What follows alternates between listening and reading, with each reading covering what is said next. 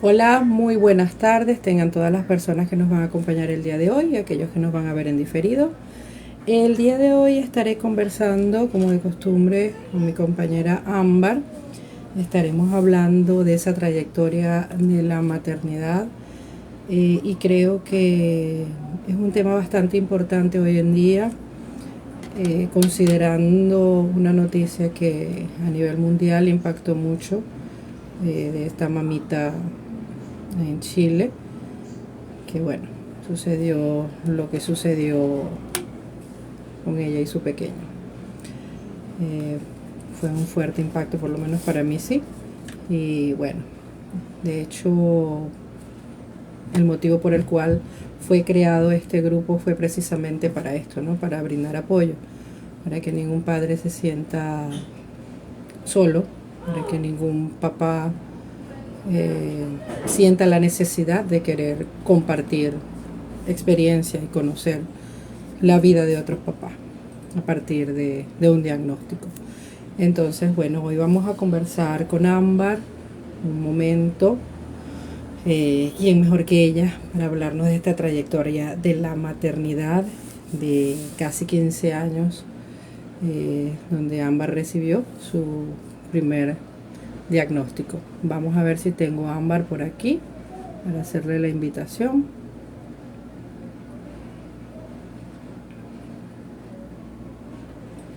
Ya la tengo por acá.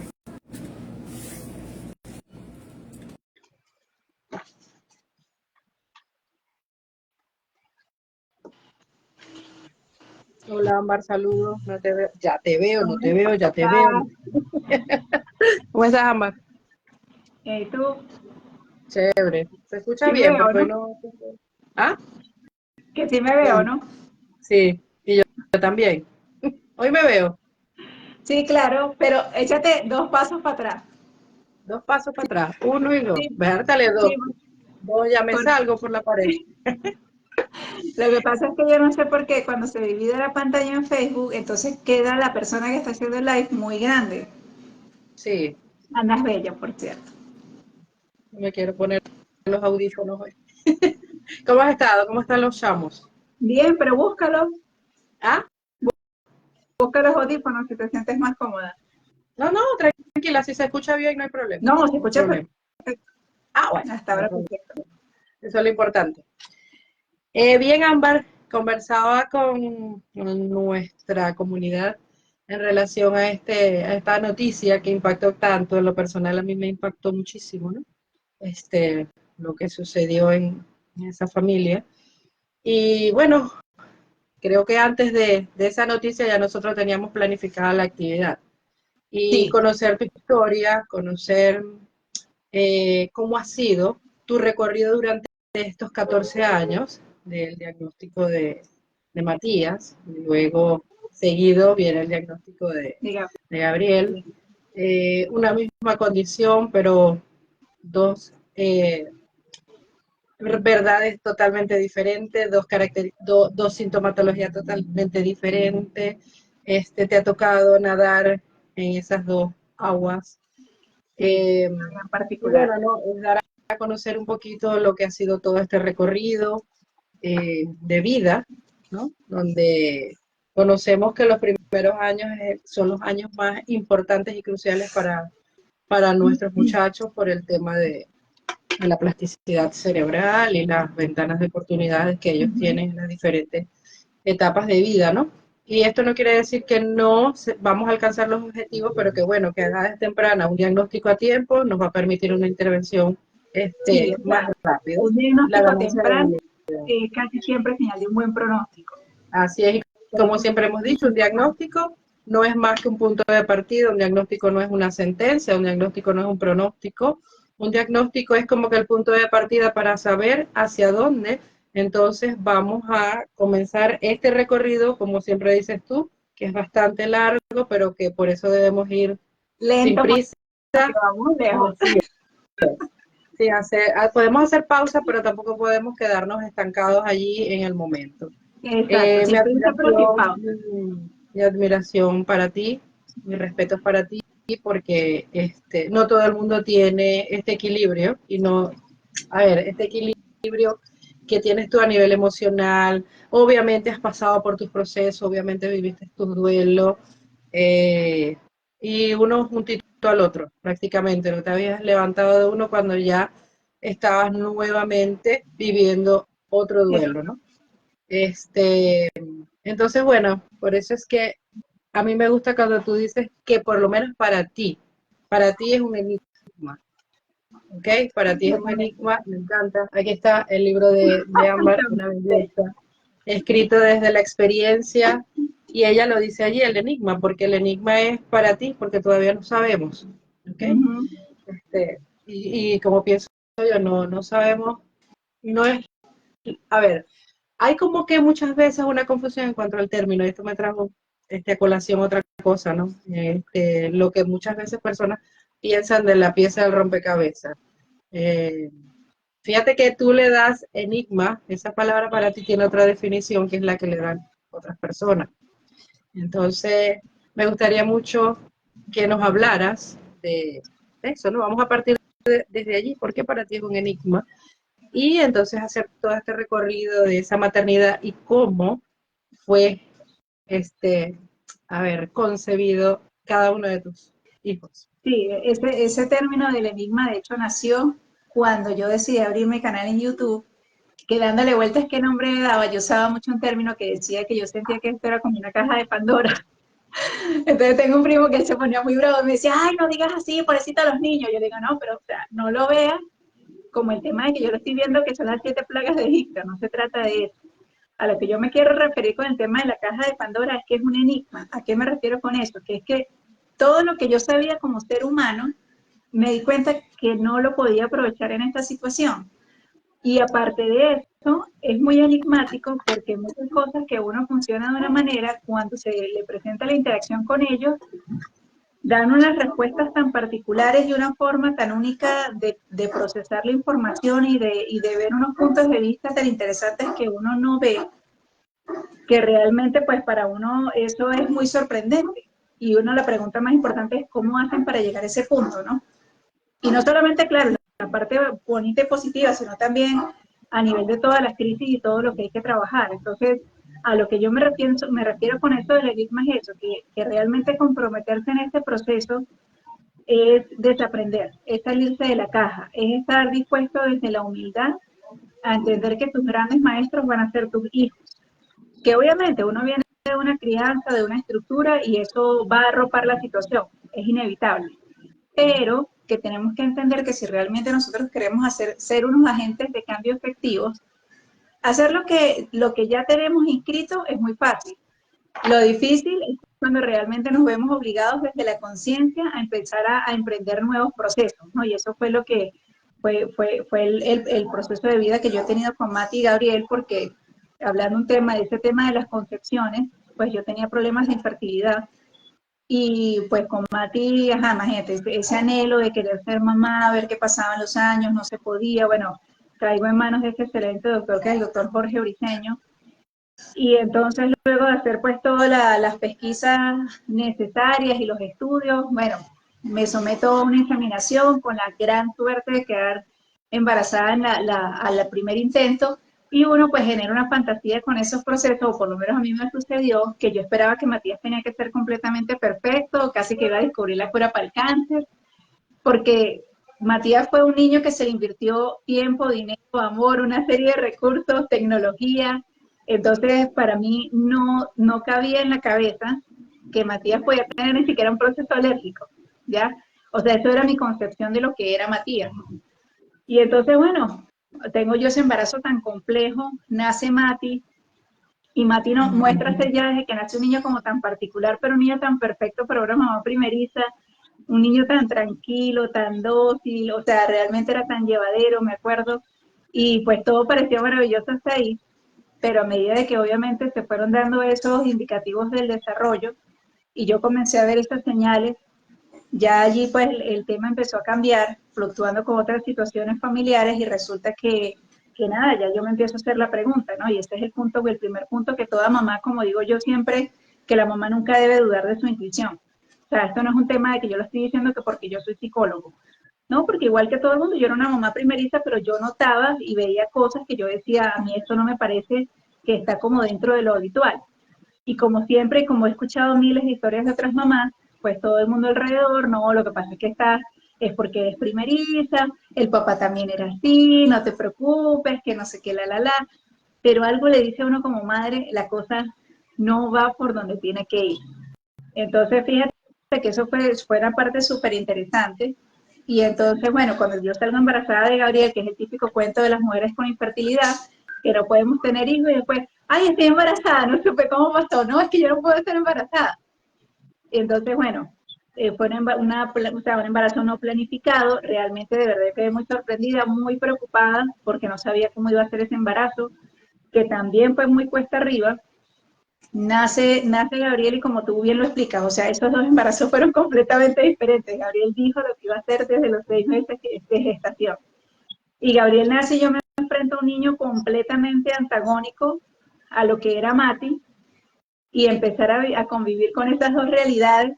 Realmente era un proceso muy interesante, pero obviamente muy desgastante porque ellos se llevan muy poquito, solamente se llevan 1 año y 9 meses. Y cuando yo decido el tema de llevar a evaluar a Mati, ese tema fue complejo porque en la casa su papá no aceptaba, él decía que no, que eso eran paranoias mías, que eso era que yo le estaba poniendo etiquetas al niño por ser psicólogo, y resulta que no. Yo veía cosas que me parecían muy claras y a mí esa palabra de autismo ya me llegaba a la cabeza, con todo y que eso no era mi especialidad. Yo nunca me dejaba de acordar de una profesora que yo tuve en la universidad que me dio precisamente esa cátedra de los trastornos del neurodesarrollo. Tú la conoces, Elba Montiel. Y entonces me acordaba mucho de Elba y a mí me resonaba el tema del autismo. Y resulta que, bueno, una consulta a la que fuimos de inmunología, porque Matías ya había llegado a un punto donde no comía absolutamente nada. Lo único que tomaba era tetero y lo vomitaba. Estábamos en ese ciclo.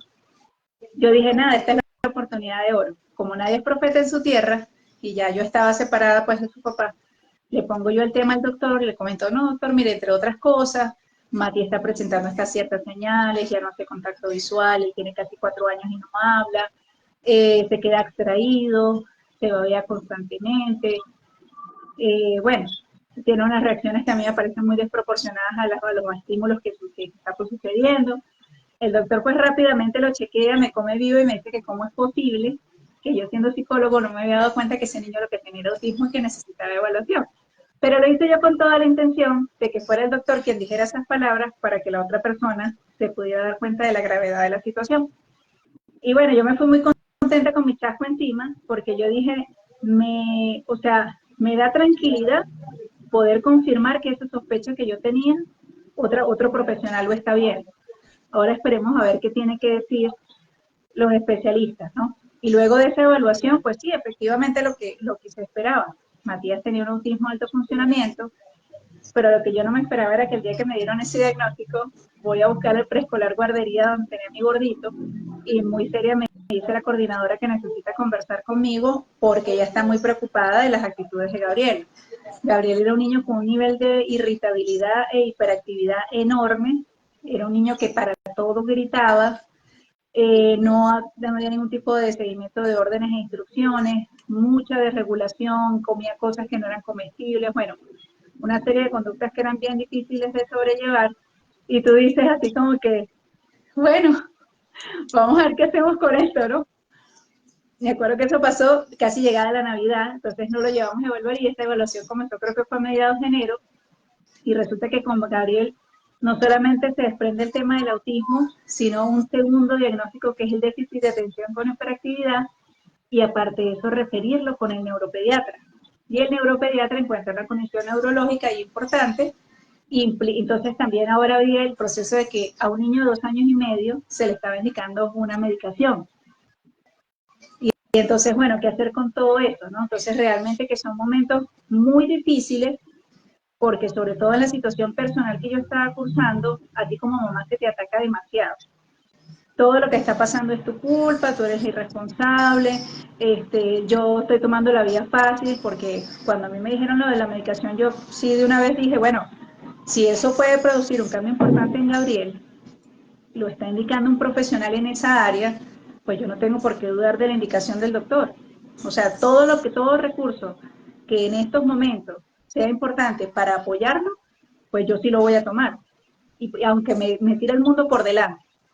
Entonces, esa es una de las grandes dificultades que nos tiene este proceso Alianis hablando un poco del caso de Margarita, que es la señora chilena que falleció junto a su hijo, es ese tema, o sea, que uno tiene que tomar decisiones aquí muy duras y estar dispuesto a llevarse el mundo por delante. Lamentablemente uno aquí, la gente no le tiene piedad. Y estas son condiciones muy huérfanas. Y cuando digo condiciones no me estoy refiriendo solamente al autismo, a las mamás que tienen hijos con síndrome de Down, con trastornos generalizados del desarrollo, con cualquier condición o discapacidad. Uno como cuidador está muy huérfano y está muy solo. Y tiene realmente pues que hacerse una serie de herramientas a nivel personal, porque si no, la situación obviamente se lleva como un tsunami. Así es. Ámbar psicólogo, pero cuando se trata de hijos, muchas veces el título es de lo menos que aplicamos, nuestro conocimiento con nuestros hijos. A veces perdemos la objetividad y por eso buscamos otros colegas. Ámbar vivió su duelo, Ámbar vivió todas esas fases de ese duelo. Lo viviste apoyado en tu familia, todos esos sentimientos, el sentimiento de culpa, la búsqueda hasta del brujo para ver si con las 3 góticas de algo se le quita, yo voy a asumir, o sea, No, todas estas fases por las que pasa, porque fíjate que viene de un deseo de ser mamá de muchos años, ¿okay? Un deseo de querer ser mamá y te creas la ilusión de que quieres ese hijo ingeniero, ese hijo médico, futbolista, porque eso es lo que todos deseamos durante la gestación. Obviamente siempre hay un miedo latente de querer que tu hijo no nazca con alguna. Lo primero es que esté completito, porque siempre decimos como mamás lo que queremos, ok, entonces vives todo esto, ese deseo de querer ser mamá, logras quedar embarazada, viene todo ese tropiezo durante el embarazo que viviste y nace Matías, comienzas a disfrutar a Matías, ves que algo está pasando en Matías, busco las ayudas profesionales necesarias. ¿Quién aceptó primero ese diagnóstico? ¿Cómo fue ese proceso de la familia en esos primeros años de Matías? Sí, mira que estás diciendo cosas muy interesantes, porque el día que yo recibí el diagnóstico de Mati, a mí particularmente nunca se me ha dado muy bien lo de expresar emociones y yo recuerdo claramente que yo sentí a las dos psicólogos y le dije, agarré el informe y yo me senté como si fuera un caso clínico, como si no fuera mi hija, a revisar pauta por pauta todo lo que se me estaba planteando, lo que yo no, de repente, por no ser mi área, no conocía muy bien. Y yo recuerdo que yo lo que les dije fue, bueno, pues yo necesito en estos instantes que ustedes por favor me indiquen toda la bibliografía de todas las áreas que yo debo empezar a desarrollarme, crecer y pulirme, porque esto no es mi especialidad. Entonces, para mí esto va a ser como un empezar desde cero. Y cuando a mí me dieron ese diagnóstico, me recuerdo que ahí ellas hablando, había pedazos que yo sentía así como el cuento de la maestra de Carlitos. Entonces yo me hacía mucho esta pregunta, ¿no? Eso que tú acabas de decir, decía, bueno, o sea, ¿cuál era mi objetivo de por qué yo quería ser mamá? Yo recuerdo que a mí esa pregunta me llegó. Yo creo que eso fue el Espíritu Santo que me iluminó en ese momento, porque yo esa pregunta sí me la hice. Yo dije, ¿cuál era el objetivo real de tener un hijo? O sea, ¿para qué era que yo quería tener hijos? Entonces, pues obviamente cuando yo me hago esta pregunta, yo digo, bueno, porque para mí era muy importante el tema de crear una familia. Entonces quiere decir que realmente el punto aquí es de practicidad. O sea, yo simplemente lo que quería era tener hijos para disfrutar de mis hijos. Aquí ya no importa lo que yo esperaba de esos hijos. Simplemente si tuve la oportunidad, fue una de las afortunadas, porque muchas no lo son, de sí poder cumplir ese anhelo de ser mamá. Y de allí partí yo. O sea, de entender de que ese era el punto. O sea, yo lo que quería era ser una mamá y disfrutar de mis hijos. Ahí tengo los niños. Entonces, ahora en adelante vamos a ver qué es lo que va a pasar con ellos. De esa manera fue que yo decidí abordarlo y así pues yo me saqué todas las expectativas y pensé que Matías iba a descubrir la cura para el cáncer y que el otro quién sabe qué iba a hacer. Y simplemente fue, o sea, darme la oportunidad, como te digo yo, de aprender de ellos y empezar a reconocer pues que había un mundo completamente diferente al mío y que esos mundos no podían chocar, que tenían que convivir, porque eso fue uno de los primeros problemas y por eso es que yo digo que estos niños lo que vienen a sacar es la mejor versión de uno, si uno lo permite, porque lógicamente yo tengo un carácter bastante fuerte, pues soy bastante rígida con muchas cosas, soy bastante inflexible y resulta que Mati dos gotas de agua conmigo ya. Y entonces yo veía que yo quería hacer las cosas de una manera y no, por ahí no era, y se producían esas crisis tan terribles y yo llegué a un momento donde rápidamente, menos mal, me pude dar cuenta que la principal detonante de las crisis era yo, por el mal abordaje que yo le estaba dando a la situación, por yo resistirme al proceso. Entonces, cuando yo vencí esa resistencia y me di cuenta de que cada vez que veía como que la cosa no iba por ahí, empezaba así como desde cero, era como de construir. Yo siempre me he sentido con ellos en este punto, ¿no? Que es como de construir las cosas. O sea, mi mente tiene un concepto de cómo funciona, pero tengo que deconstruirlo por completo para que entre cada uno, porque no puedo decir ni siquiera que es entre los tres. O sea, aquí no hay constructos que me sirvan a mí con Mati y Gabriel. Es la experiencia que tengo con Mati y la experiencia que tengo con Gabriel y cómo construyo cada una de esas realidades de manera paralela. Porque solamente eso es lo que me ha generado como el nivel de comprensión de cada uno para que realmente podamos tener una relación plena con cada uno. Fíjate que esta mañana yo me levanto y entonces Mati, mamá, ¿qué tengo? Ah, no, ya había venido Gabriel. Mamá, ¿qué tengo? Ya, yo me voy a levantar. Entonces yo me levanto y Mati, bueno, yo, a los dos horas les gusta bastante el tema de la cocina, pero esta mañana yo quería como que compartir un tiempo con Mati, ¿no? Entonces, bueno, me pongo a hacer el desayuno, hicimos mandocas. Pero claro, para Mati es un poquito complejo ponerse a hacer las figuritas, ya que eso es como, bueno, va a ser como plastilina para la gente que no sepa, se cuenta que uno abre una plastilina y luego lo vuelve como un fresco. Es un plato típico venezolano. Pero a Mati le encanta hacer figuras con los moldes de galletas. Ya, entonces yo lo que dije fue, bueno, voy a hacer la masa. Y le dije, ¿quieres hacer las mandocas? Ay, mamá, pero es que yo no. Y le dije, no, tranquilo, pero vamos a hacerlo con la masa de las mandocas, pero usando los moldes.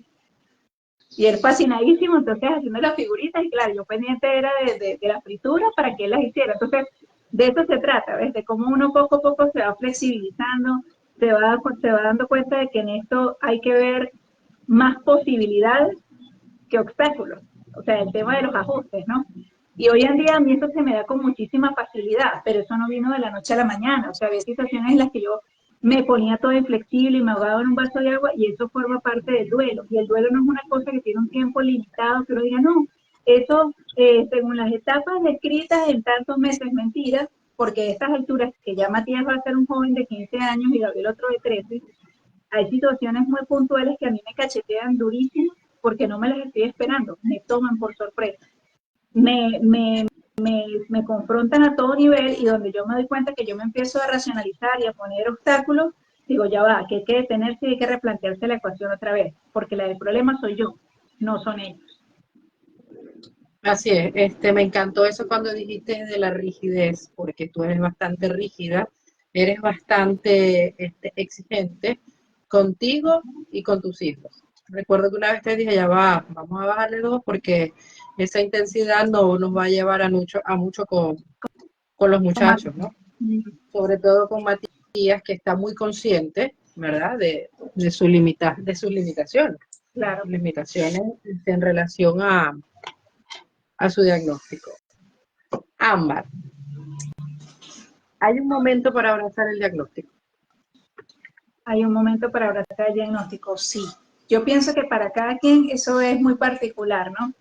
Habrá personas que, como tú decías, buscando las tres gotas, me da muy triste cuando viste lo de las gotas, porque como Matías y Gabriel no hablaban, nosotros vivimos durante muchos años en una región de Zulia que se llama la Villa del Rosario, es una región como agrícola, agropecuaria, y entonces resulta que un día mi suegra tan bella se suelta a llover y entonces ella desesperada por agarrar el agua de lluvia que caía por un canal, ¿no? Y entonces yo no entendía qué era el tema.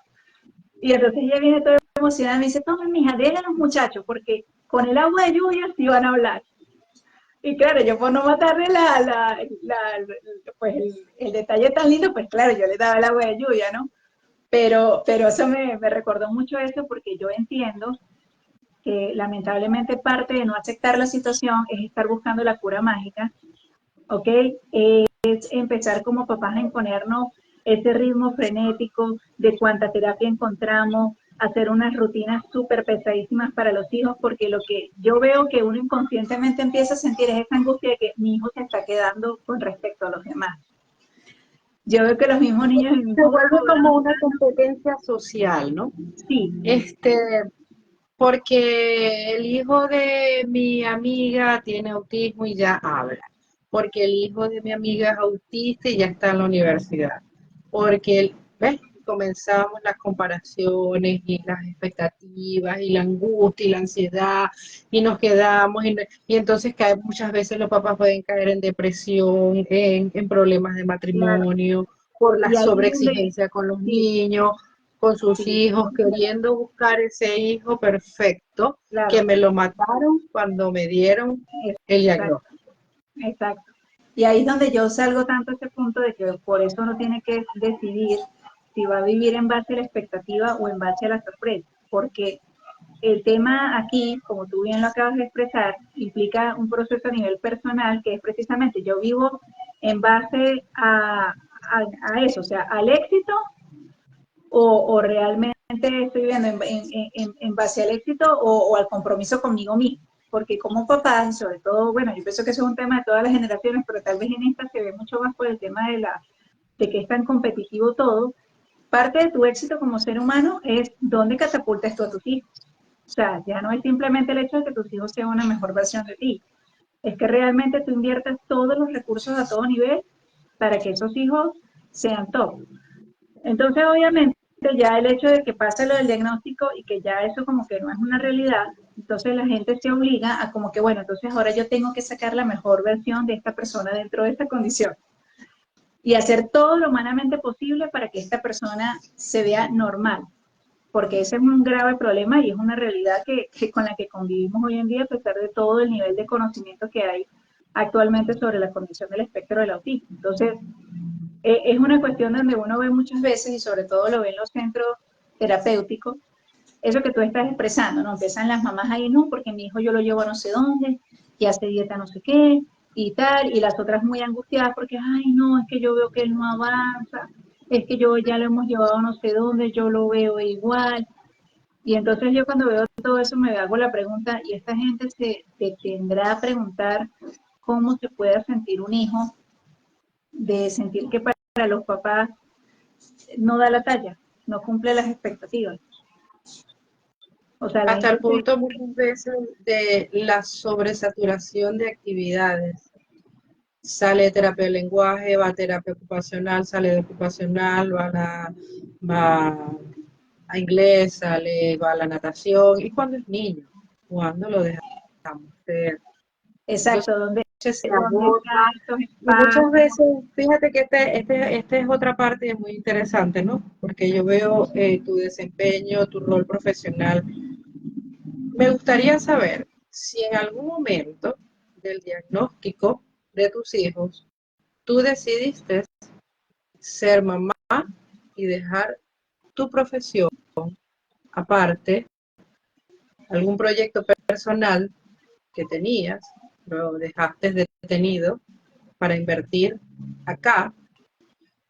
Si te has cuestionado en algún momento, no logré esto o no lo hice porque yo tenía que atender a mis hijos. Porque muchas veces los papás, y te hablo no solamente de los papás de los niños con alguna condición, sino de muchos papás que luego en la adolescencia de sus hijos le dicen esto, hice todo esto por ti, no trabajé por esto, por cuidarte, dejé de viajar porque Sacrifique. me sacrifiqué, que odio cada vez que dicen es que me sacrifiqué por ti. Yo le digo, ya va, pero ¿quién decidió tenerlo? Él no te pidió Acá, no esto, tenemos mamá, derecho a saludo. llévame por tu panza. Aquí aparece un galán. Hola, ¿cómo estás, mi amor? Hola, ¿Cómo estás? hola, mujer Jenny. ¿Cómo estás? ¿Qué estabas haciendo? ¿Para dónde ibas? Al No, colegio. pero ahorita qué estabas Mira, haciendo, dime ¿para dónde ibas ahorita? algo. Te voy a hacer una pregunta en secreto. Nadie se va a enterar. ¿Cómo se está portando tu mamá? Bien, Ah, ok. Eso quería escuchar. Es muy Hombre, exigente, mamá. Es muy mira exigente.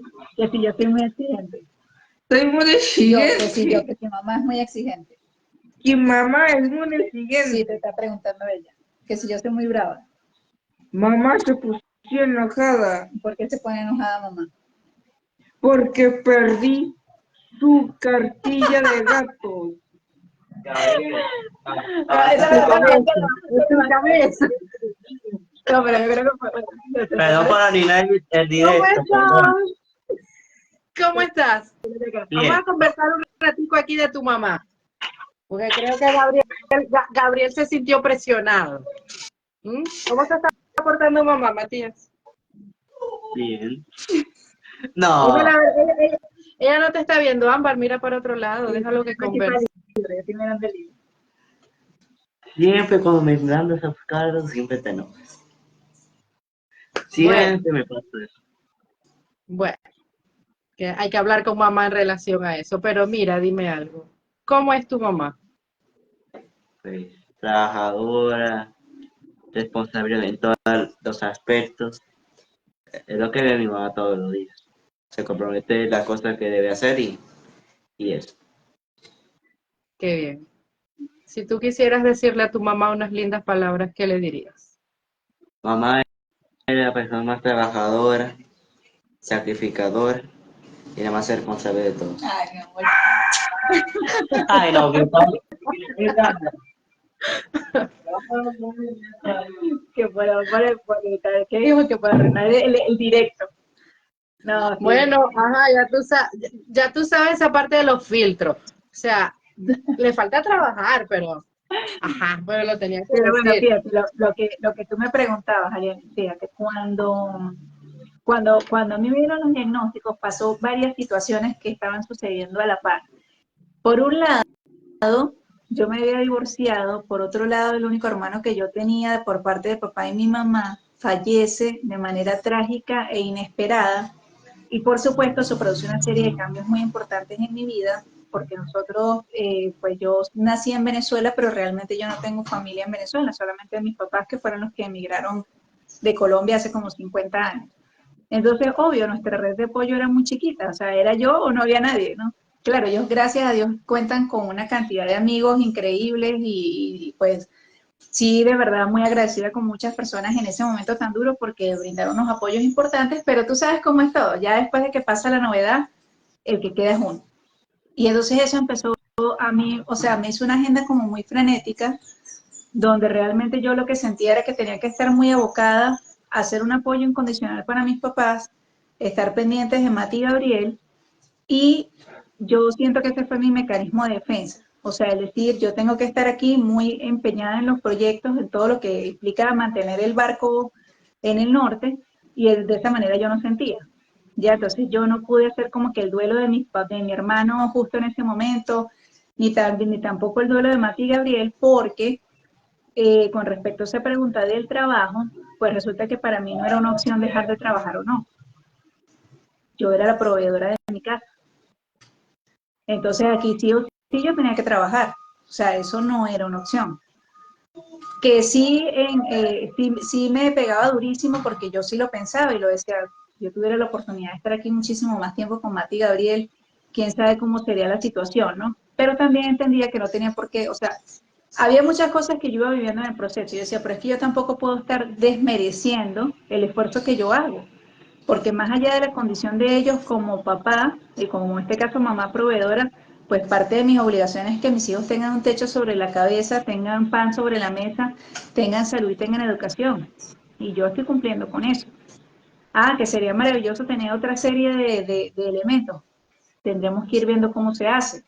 Mi red de apoyo, ¿qué era? Un preescolar guardería que yo contraté para Gabriel. Gabriel está escolarizado desde que tiene 1 año de edad, porque yo necesitaba organizar la vida de una manera que, bueno, que este niño fuera de 8 a 4 ya, Mati iba para el colegio de 8 a 12, me acuerdo que su papá lo buscaba, lo llevaba a casa de su abuela, y luego a las 4 entonces buscaban a Gabriel, me los llevaban a la casa y yo trataba de trabajar en ese rango de 8 a 4, y ya a las 4 pues tratar de estar en mi casa sin falta, porque era como comenzar un segundo trabajo de empezar a conocer a estas dos personitas, ¿no? Con respecto a los proyectos, sí, en ese momento yo tenía ya muy consolidado el tema en Venezuela de la radio y la televisión. Y pues, si bien tenía como, yo siempre había tenido muy claro que me gustaba bastante la vida pública y el trabajo del desarrollo personal, en ese momento eso estaba abocado a temas más de desarrollo emocional y de la parte de la adultez. Y yo me di cuenta también que no podía seguir pensando que yo podía jugar a la Mujer Maravilla y lograrlo todo de un tiro. Me di cuenta que no tenía por qué perder el norte, pero que sí tenía que entender que todo tiene su momento oportuno. Es decir, que el hecho que en ese momento yo tuviera que tomar ciertas decisiones con respecto a esos temas, no quería decir que no los iba a consolidar, pero que no era el momento adecuado. Porque a mí todo mi serie, hasta mi última célula, me gritaba que la única prioridad que yo tenía en ese momento era Matías y Gabriel. Y luego de luchar con todo eso, pasar por unos procesos de salud bien importantes, que fue la factura que me pasó todo el estrés y la ansiedad, yo empecé a tomar decisiones importantes. Y dije, bueno, mis papás ya yo los apoyé en lo que los pude apoyar. Lamentablemente no está en mí manejar esos duelos de ellos. O sea, yo perdí un hermano, ellos perdieron un hijo. Buscamos la manera de que ellos entraran a un grupo de apoyo con respecto a este tema. Y bueno, ya era una responsabilidad emocional de ellos apoyarse el uno al otro, porque yo tenía una realidad, y ese es el tema de por qué yo nunca me he apoyado a mi familia con respecto al tema de Mati y Gabriel, porque precisamente esa vivencia de mis papás a mí me hizo comprender que no es que mi realidad sea más dura que la de los demás, es diferente, pero que cada quien dentro de su vida tiene sus crisis. Entonces uno no, o por lo menos yo, me di cuenta que no podía estarle haciendo exigencias a nadie de que no, yo estoy en esta situación tan compleja, madre soltera, dos niños especiales, como la gente no me va a entender, no me va a comprender, no va a ser empática conmigo, no, porque cada quien tiene sus realidades de vida, ¿ya? Y nadie estaba viniendo a mí a pedirme que les resolviera las realidades de vida de los otros.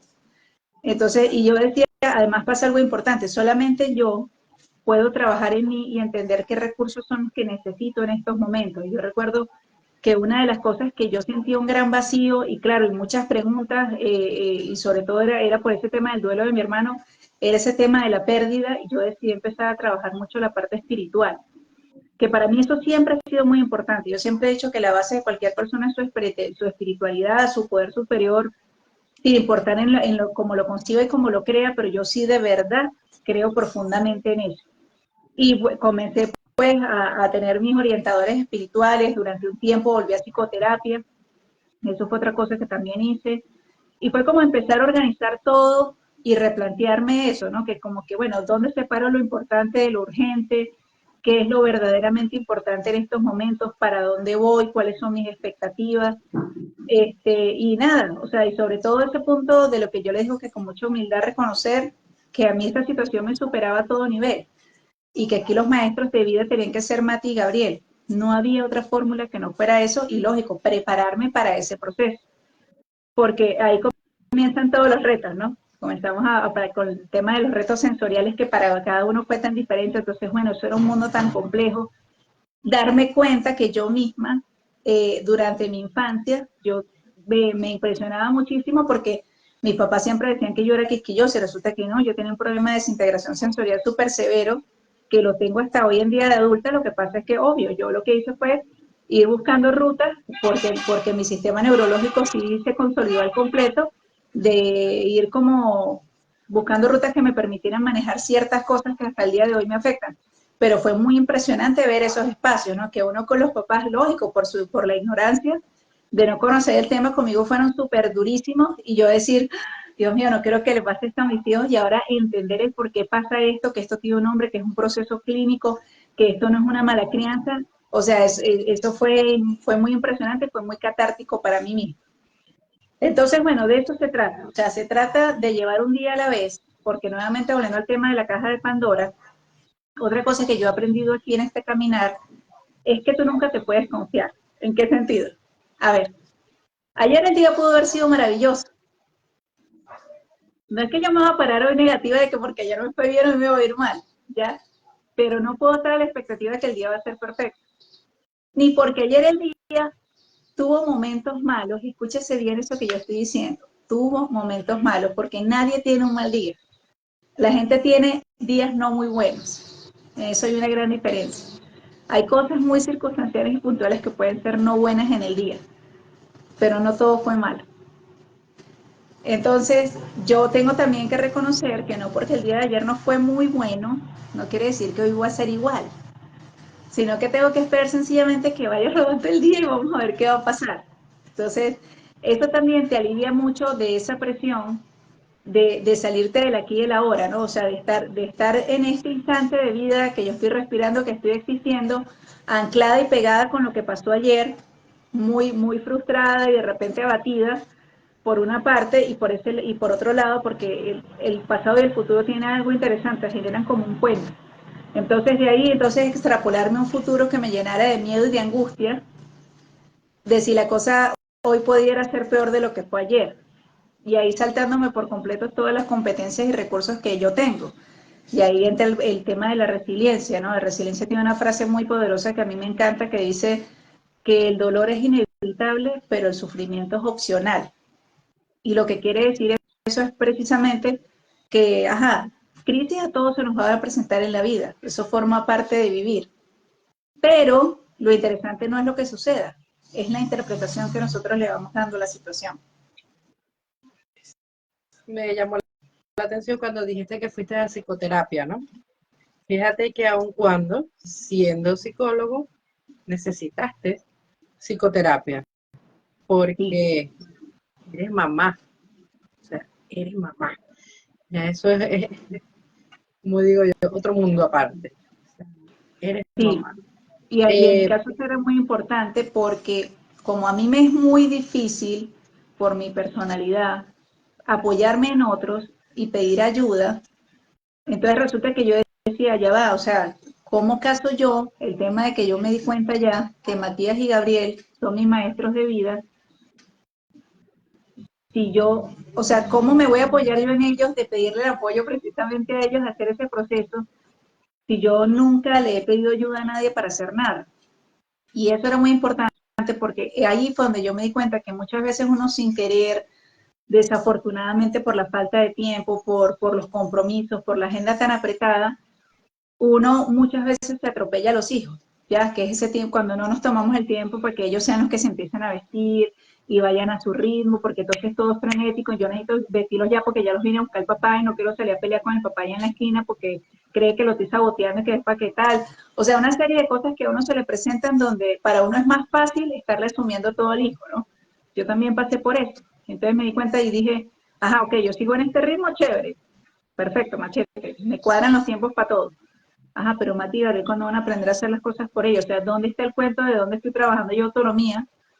Si resulta que a estos niños yo no les estoy dejando ni siquiera pensar y tomarse el tiempo si se para que se abrochen un botón de la camisa. Entonces, todo eso refleja mucho de tu personalidad y de quién eres tú, ya, y de tu propia historia de vida, de tus anhelos, de tus miedos, de muchas cosas. Entonces, por eso el proceso de psicoterapia es tan importante para ir a trabajar y para ir a enfrentar muchas de estas realidades. Muy importante el tema de la autonomía y siempre lo hemos conversado, ¿no? La autonomía de todo ser humano. Y Matías y Gabriel saben que es válido pedir ayuda, ¿verdad? Completamente, claro, No como mamá completamente que me porque cuesta pedir ayuda, que me cuesta, ¿ok? Entonces, porque te felicito por esa flexibilidad que en has aras tenido en relación a de que precisamente ellos sean una versión mejorada de su eso. mamá, la idea no es que piensen que ellos tienen que ser el hombre de hierro forjado en tristeza y moldeado en dolor, ni que ellos tienen que poder solos contra el mundo, sino que al contrario, que sean cosas muy bonitas. Yo siempre he dicho que el mejor terapeuta que Matías ha tenido ha sido Gabriel, porque el nivel de estimulación que le regaló fue demasiado grande e implicaba mucho ese proceso y entonces, bueno, enseñarle mucho a Mati de que le dio mucho la interacción y la empatía y darse cuenta del otro, pero teniendo que entender, porque Matías es un mini-mí, es una versión de mí impresionante, y ahí yo atajaba mucho eso porque decía, Mati, no le puedes hacer las cosas, tú lo puedes apoyar, lo puedes orientar, pero no puedes hacer cosas por él. Deja que Gabriel, cuando vea que no puede, él te va a pedir ayuda. Y efectivamente, o sea, Gabriel aquí, como yo siempre he hecho, yo no parí el muchacho, lo parió Matías, Gabriel, que yo esté, para él es importante, pero para él es más importante el apoyo que Mati le brinda. Entonces ha sido un proceso súper interesante y de descubrir cosas y eso, o sea, sobre todo yo los llevo mucho ese pensamiento reflexivo de para qué estamos haciendo algo y por qué funciona. Gabriel tiene una particularidad que le pregunta una cosa que él ya la sabe, por ejemplo, mamá, ¿por qué estás lavando la ropa? Entonces yo le digo, ajá, ¿para qué lavamos la ropa? No, para que huela rico. Ajá, ¿y para qué más? Bueno, para que esté limpia. Entonces, eso que parece una pregunta, eso es una forma de pedir ayuda también. O sea, él está en un momento que está interactuando conmigo, se está comunicando porque me está haciendo ver algo de la vida cotidiana, pero quiere también ese ajuste, ¿no? Y ver esa parte. Entonces eso es interesante y ahí también yo trato de ser yo la que pida mucho ayuda en ello. Yo siempre les digo a ellos, mira, aquí somos un equipo, todos nos tenemos que apoyar, aquí cada uno tiene sus tareas bien definidas, entonces, por ejemplo, Gabriel que está en ese proceso todavía de motricidad, entonces aquí Mati es el que ayuda, como Gabriel puede ayudar a llenar lavadora y tirar la ropa y prenderla bajo instrucciones, ¿no? Pero Mati es quien la guinda, pero de repente Gabriel le ayuda buscando los ganchos, Mati dobla las cosas, pero Gabriel le ayuda a guardarlas en las gavetas. Entonces, bueno, es un proceso donde ellos se den cuenta como que es que no, que aquí, o sea, porque otra cosa es que no me gusta es meterme en el punto de la mártir, ¿no? Porque eso fue otra cosa que también en algún momento yo me lo planteé y dije, cuando yo no esté en este mundo, ¿cómo quiero yo que mis hijos me recuerden? O sea, como que me da cosa que Mati lo diga, ¿no? De que no, que mi mamá es muy trabajadora, sí, es cierto, pero yo no quiero que ellos vean eso, o sea, yo quiero que ellos vean bueno, que la mamá se esforzaba, sí, pero que la mamá estaba contenta haciendo todo lo que estamos haciendo. Fíjate que tenemos una semana que nos mudamos. Y bueno, esta mudanza fue titánica, obviamente. Pues mi mamá vino, me colaboró con los niños, Mati me ayudó pues a empacar cositas, a llevar, a traer. Ya estamos aquí mudados en este nuevo apartamento y bueno, eso es como que un nuevo empezar, ¿no? En todo sentido, pero que bonito que ya llegamos aquí, que estamos todos instalados y que todos esos procesos que tenemos, ya aquí están ellos completamente acoplados a todas esas realidades de saber que aquí todos nos apoyamos, que todos somos igual de importantes y que lo que todos hacemos es muy valioso para nuestra cotidianidad. No es que yo sea la más valiosa porque yo soy la que produzco el dinero para que aquí no falte nada, no. O sea, yo le digo yo aquí todo apoyo y toda ayuda cuenta.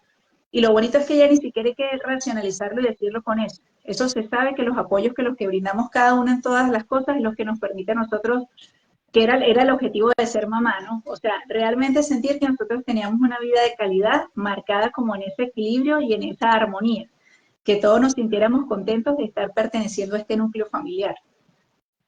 Amar, ¿quiénes deberían conformar una red de apoyo? Mira, pues la red de apoyo, hablando a nivel teórico, te dice que lo primero que debería hacer es la familia, ¿no? Pero yo ese tema lo cuestiono por un detalle bien importante. Toda tu familia no está viviendo en la misma realidad que tú vives. Yo siento que la red de apoyo primaria tienen que ser personas que sí están viviendo tu misma realidad, o sea, generar comunidad. Y era parte del mensaje que daba yo en estos días cuando tú me enfermaste, porque fue por Alianes que yo me enteré de lo de Margarita.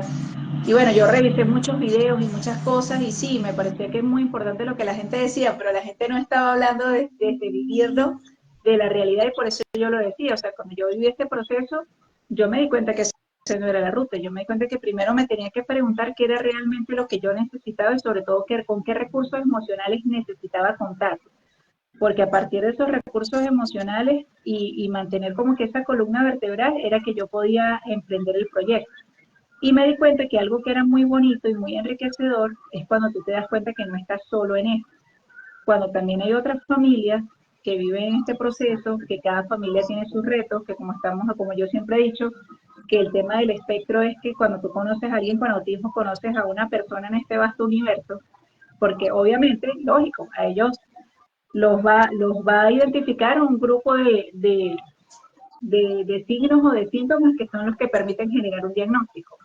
Pero para cada quien, evidentemente, dependiendo de su configuración, de que si tienen comorbilidades, bueno, de una serie de procesos, para cada uno esto implica un proceso de vida diferente. Entonces, qué bonito y qué enriquecedor cuando tú puedes ver esas realidades. Por ejemplo, lo que tú decías al principio, y me acordaste de un paciente que yo tengo en Estados Unidos, que ella es un joven, como unos 23 años, que su mamá, pues bueno, con muchísimo esfuerzo lo ha apoyado en todos estos años. Estamos hablando de una persona que tiene autismo, pero a un nivel bien profundo.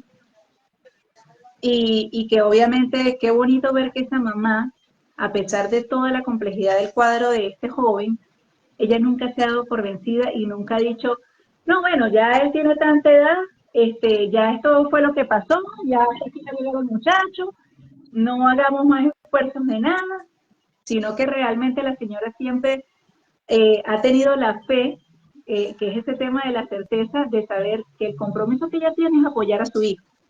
Y yo le admiro muchísimo esa actitud a la señora, porque eso es una pregunta que yo siempre le hago a la gente en consulta, que saben cuál es el antónimo de la fe. El antónimo de la fe es la duda. Cuando tú le siembras la duda a alguien, le revientas la fe. Entonces, uno tiene que tener fe en esa persona, pero más allá de la fe que le tienes a esa persona, es la fe que te tienes que tener a ti mismo, de estar claro de, bueno, qué es lo que implica ser un agente de cambio en la vida de mi hijo, ¿ya? Y para qué lo quiero hacer. Entonces, vuelvo al tema, cuando a mí, por ejemplo, eso me pasa mucho con mi familia, ¿no? Bueno, que ya Matías va en octavo, y que bueno, Dios permite, va a terminar el bachillerato, y Gabriel y tal, y entonces le digo, mire, o sea, a mí realmente no, yo no estoy preparando gente para que vaya para la NASA. Si yo logro que Matías y Gabriel sean dos personas que realmente tengan desarrollado capacidades y habilidades para la vida, yo me doy por bien servido, porque tengo miles de casos de gente alrededor brillante, pero está pasando el heladero, Aliane. Por aquí pasó también. Entonces, pobrecita señora, me da dolor porque ya estaba cayendo un palo de agua y el señor, y yo, ay Dios mío, entonces, se me fue lo que te estaba diciendo. Perdón. ¿Qué era lo que te estaba diciendo? Olvídalo. Ya me acordé.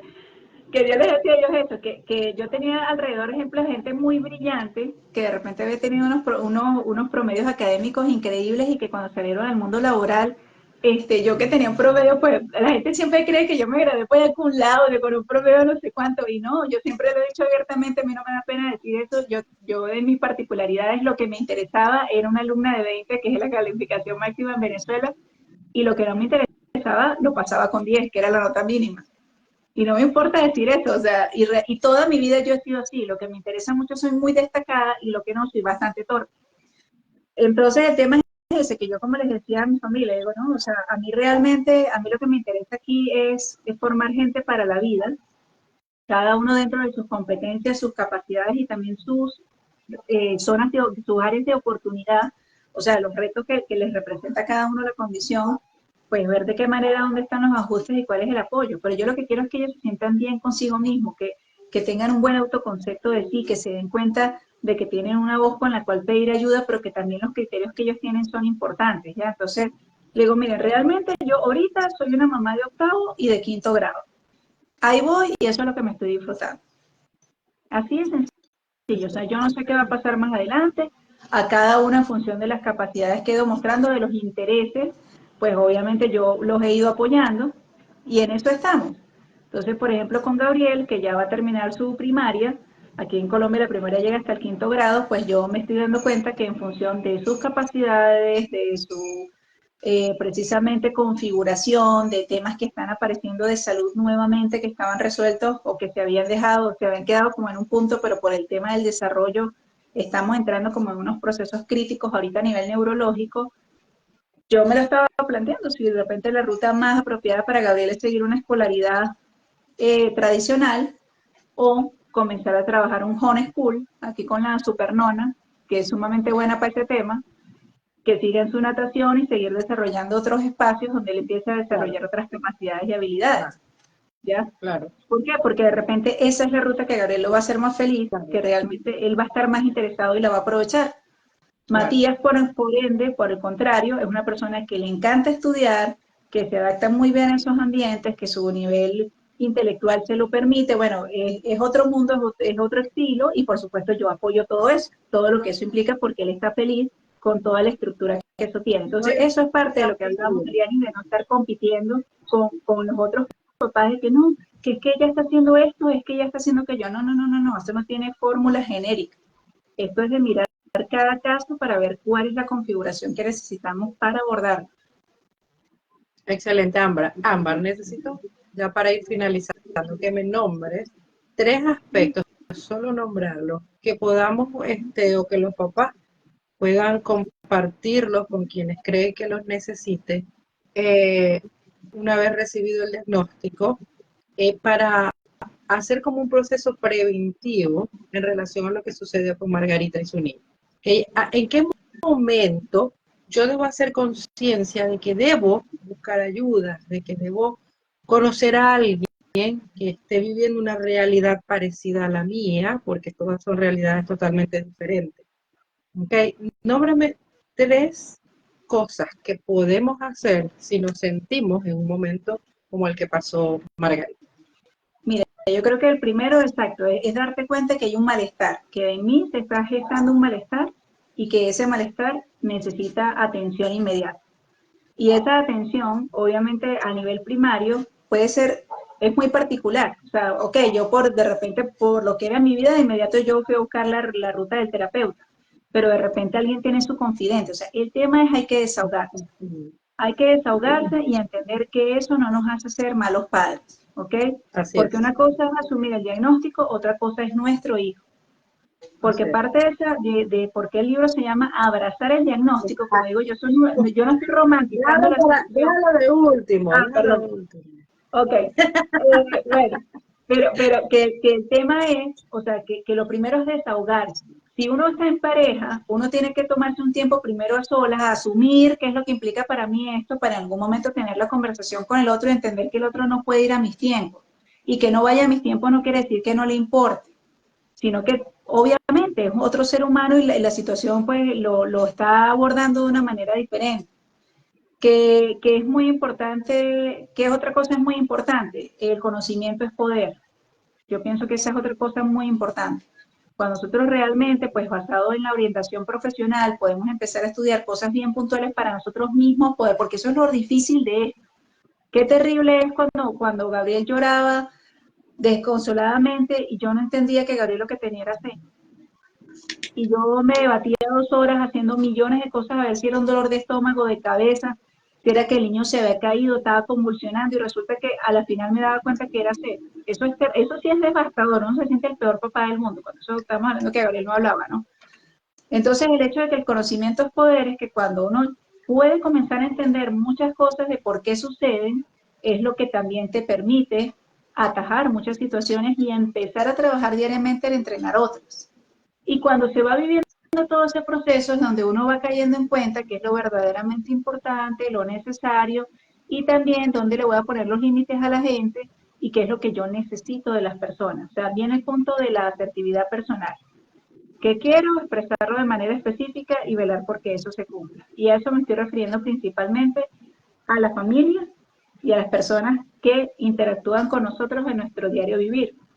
Yo recuerdo que en su momento yo preparé una guía para las personas cercanas, o sea, sus abuelos, mis papás, inclusive su papá, le envié material al respecto y les decía, bueno, que era lo que yo creía, que consideraba en un primer momento que debía ser como precisamente esa ruta donde todos, a pesar de que ya no éramos un núcleo familiar, debíamos sí mantener la misma línea de trabajo si queríamos ser un apoyo efectivo para Matías y Gabriel. Entonces yo creo que ¿qué elementos juegan ahí? Como les estoy hablando, básicamente el tema de la comunicación. La comunicación donde yo me desahogo con mi confidente, sin importar cuál sea esa figura, donde primero obviamente yo pasé por esos procesos de introspección, de estar claro con qué me conecta esto y no cuestionarme de pensar que soy mal papá por lo que pueda pensar en un primer momento, porque somos humanos, y aparte de eso después entonces hablar muy claramente de qué es lo que yo requiero y necesito. Excelente, muy bien. Y es entonces, ¿verdad? Y, perdón, antes de decir eso. Y esa es la razón de ser de este grupo, ¿verdad? Creado con esta finalidad de brindar apoyo a las familias que tienen o reciben el diagnóstico o que dentro de su núcleo, dentro de su grupo familiar, hay una persona con autismo. Sé que como sociedad tenemos que cambiar mucho, tenemos que sembrar mucho. Todos los días estamos hablando de autismo, Todos los días brindamos ayuda y apoyo a las familias, a las mamás. Desde mi escuela me preocupo mucho y me ocupo mucho de este aspecto, desde decirle a la mamá, qué linda estás hoy, confía en el proceso, quédate tranquila sentada, todo va a estar bien. Anda y te tomas un café mientras él está aquí, anda y te secas el cabello. Ujú. O darnos cuenta de que algo está pasando y decirle, algo te pasa. ¿Quieres hablar con alguien? Aquí estoy. Exacto. O sea, a veces son cosas tan sencillas, pero que nutren tanto a cada mamá, a Claro. cada familia, Ujú. Que uno no que tiene podemos ni idea. totalmente, un abrazo. O sea, es, es algo tan gratificante, ¿no? Cuando lo haces y sientes los cambios, ¿no? De eso que tanto hablas tú de ser agentes de cambio. Debemos transformar, debemos trabajar por transformar. Pero primero desde lo más profundo de nuestro ser, para poder entonces transformar en el exterior. Educar a los niños desde lo más pequeño, con palabras tan simples sobre la diversidad, sobre la importancia de las diferencias, sobre la empatía, sobre lo bueno que es apoyar a quien nos necesita, para de Ujú. esta manera facilitar los procesos de inclusión, para de esta manera evitar el bullying, que muchas veces puede llevar a las mismas personas con autismo a atentar contra su vida cuando su nivel de conciencia Exacto. es bastante alto. Cuando sí, y obviamente cuando la situación lo va a sobrepasar porque no cuenta con los recursos emocionales, que siento que es parte de lo que le Así es. pasó a Margarita. Y otra cosa muy importante que pienso yo, porque yo, o sea, me sentí muy identificada cuando supe el tema de por qué comenzó toda la crisis de ellos, por situaciones que yo viví con Gabriel, donde yo me daba cuenta que yo decía, definitivamente este no es el ambiente de Gabriel. No puedo seguir forzando esto porque esta sea la mejor escuela, que porque a Mati le ha ido muy bien aquí, que hagamos el esfuerzo. No, o sea, estoy forzando una cosa que por aquí no va. Así No va, es. así sea la panacea de la vida y todo el mundo me lo haya recomendado, pero no es para nosotros. Y que No no sea es. para nosotros no quiere decir que tenemos que vernos como que fracasados, como que entonces yo le estoy Así brindando es. menos a mi hijo. No, o sea, no se trata de eso, volvemos al tema. Aquí no se trata de cosas buenas o malas, se trata de lo que es apropiado. Y yo recuerdo un video que yo hice en una oportunidad donde decía que si ser, que si porque soy diferente soy raro, ¿no? Que es una de las cosas que dentro del nivel de conciencia que va desarrollando la persona le cuesta mucho cuando se da cuenta que funciona tan diferentes a sus pares, sobre todo eso pasa ya más que todo en la etapa de la adolescencia, y el tema es que todos somos diferentes, entonces lo que tú estás diciendo, ¿no? Resaltar las particularidades que cada quien tiene más allá del tema de un diagnóstico. Entonces eso es lo que realmente siento que nos nutre y nos enriquece como sociedad, pero que también nos hace defender esa singularidad y esa particularidad que nos conforma como ser humanos para decir, este no es mi ambiente. De repente ir a otros, conocer otros ambientes, darse esa oportunidad de decir, aquí sí encajo, aquí sí estoy bien. Ya que empiezan Así esos es. temas complejos de la escolaridad, de que cuál será el más apropiado para mi hijo. Así es. Es que se trata del bienestar del niño. Y el bienestar no es la escuela. El bienestar es el todo, como un ser integral. Exacto, exactamente. Y es sumamente importante ese aspecto, ¿no? Cuando tengo hermanos o cuando tengo dos hijos dentro del trastorno. Saber dividir, conocer los límites y los retos de cada quien, conocer las potencialidades y saber hacia qué ruta ir en busca de ese bienestar y de esa felicidad de mi hijo. Si no está en la educación convencional, sino que está en la educación especial. Bien, cualquiera que sea las dos, siempre buscar, identificar para no sobreexigir a nuestros hijos. Entonces me encantó el tema de hoy, de verdad que sí.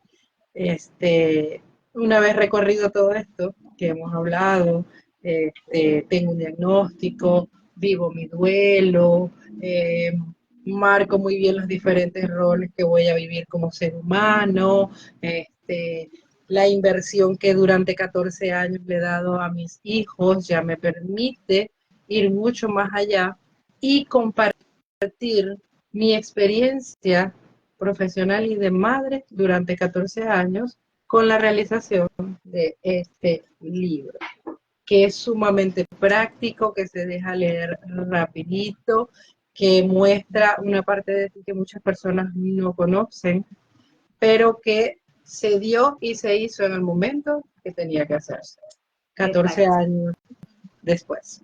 Así es. Y Ahí, bueno, ahí tiene te una, respondo la tiene una pregunta gran de qué pasó cuando yo me recopilación, paré. una recopilación, o sea, me parece que está bien chévere, bien práctica, bien breve de lo que fue todo el proceso con los hijos y nos lleva a conocer esas rutas de los diferentes especialistas o de ese equipo interdisciplinario que nos debe apoyar una vez que conocemos el diagnóstico. Me encanta la manera en que lo explican de forma tan breve, esa parte de nutrición, de desintegración sensorial, hasta el glosario. O sea, esos términos que muchas veces uno los dice y habla y hablamos. Claro.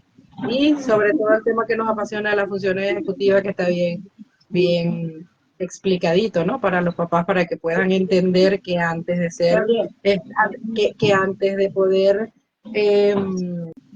ser independiente, yo debo haber cubierto muchos aspectos que están relacionados con funciones ejecutivas, ¿no? Que no son cuentos igual en las escuelas. Considerar todo este proceso antes de penalizar a nuestros muchachos.